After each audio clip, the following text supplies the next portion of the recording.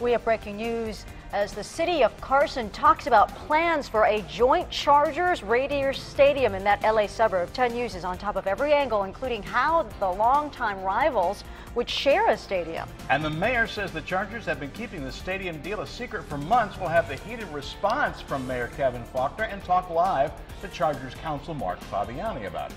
Firefighters rescued senior citizens from their burning home downtown. The emergency that had them sending up a ladder. Live from the Scripps Studios, this is San Diego's news source, 10 News. Thank you for joining us. Are the Chargers saying goodbye to Qualcomm Stadium and hello to a new shared stadium with the Raiders in the LA suburb of Carson? That is the big question on this Friday midday. I'm Bill Griffiths. Sure is. I'm Virginia Cha. We brought you the big announcement in live streaming video on our 10 News mobile app in just this past hour. 10 News has team coverage of the news conference in Carson, the war of words between Mayor Faulconer and the Chargers special counsel Mark Fabiani, plus a closer look at what the new stadium in Carson could look like. Now let's start with 10 News reporter Steve Iorina. He has been watching the press conference all day. He's back with the latest on what's happened in the last hour or so. Steve, this has been really hectic the last hour. It has been, and a little bit of a surprise in what we saw and what we didn't see. The city of Carson basically put on a pep rally this morning, just ended a few minutes ago. Orange shirts from organized labor were very obvious in the gallery of this thing. Lots of proud words were spoken as they revealed Carson Together. That's what they're calling this effort. A plan to build a split-use stadium in Carson to be shared by the now San Diego Chargers and now Oakland Raiders. Not a whole lot of detail, but there is plenty of celebrating. Now I'm saying, welcome Raiders, welcome Chargers. Yes, we can. But we want the Chargers to know, and we want the Raiders to know. If you can't work it out with your cities, we welcome you with open arms here in Carson. We will give you fans like you have never had before. Noticeably absent the Chargers and the Raiders personnel up there. This, we were led to believe, was going to be something indicating that the Chargers and Raiders had made this, but it is not a done deal, not by any stretch of the imagination.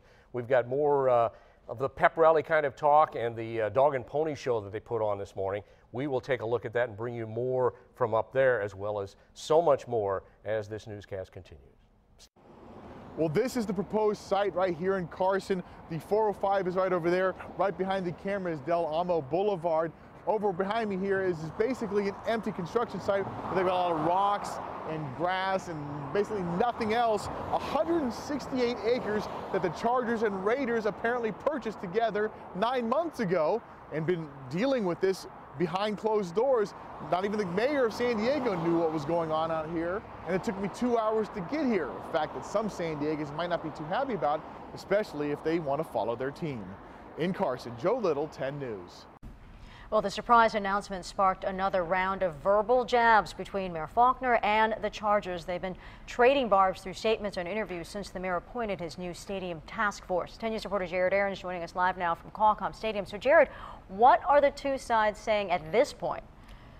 Well, they're both pointing the finger at the other again. The Chargers have said that the mayor's timeline with his new task force just doesn't share their sense of urgency. The mayor says that the Chargers haven't been honest with the city about their true intentions, and he says he will fight to keep the bolts from bolting. San Diegans deserve better.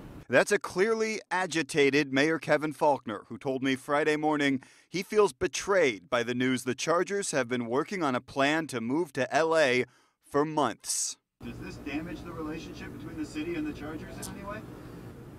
The way you get things done is to be upfront, to be open and honest.